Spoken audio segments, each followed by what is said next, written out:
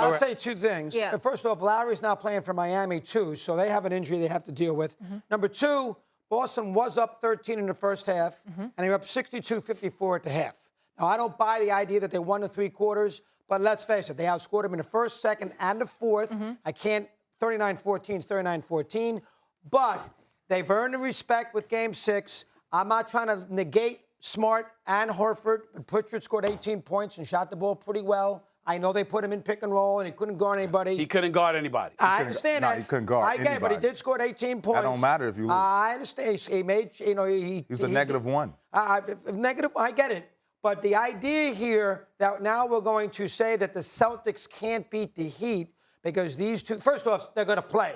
Oh, Smart's going to play sooner or later. Who knows on Horford? By the way, Doggy, they're speculating. What about they're game speculating. two? They're speculating that Horford might be out the first 3 games. They're speculating that he might be out the first 3 games of the series. It's possible because we don't know how serious the whole COVID thing is with him. We don't know. Yeah, but Smart's coming back. But Smart's going to play. If Smart didn't play game 2, would you still pick the Celtics? No, I think the Celtics are going to win.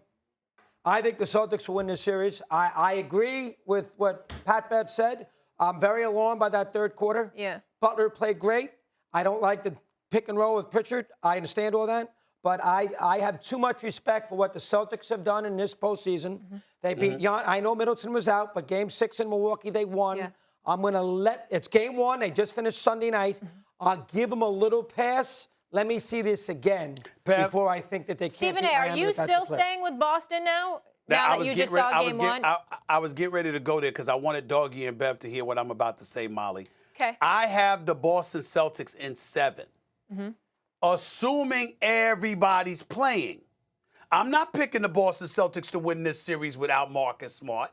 I'm not picking the Boston Celtics to win this series without Al Horford. Because even though Robert Williams looked good last night, you know, in terms of his activity, particularly in the first half when he hit all 5 of his shots, had 12 points, 2 blocked shots. The fact of the matter is you still wonder about his health situation with him being a bit hobbled, with Al Horford being out.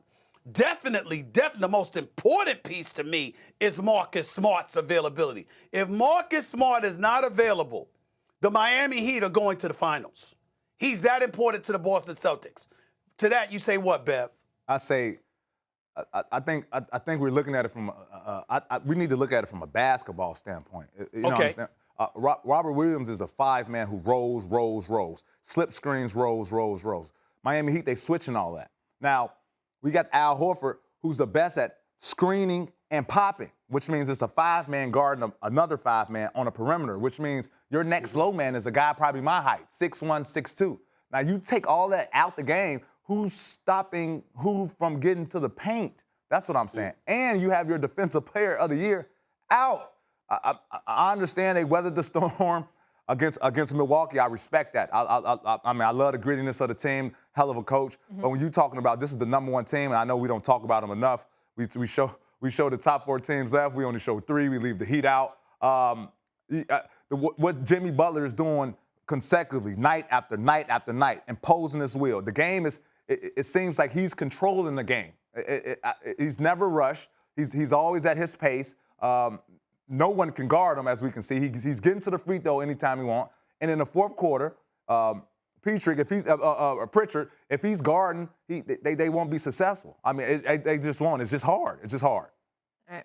We got to get in a break.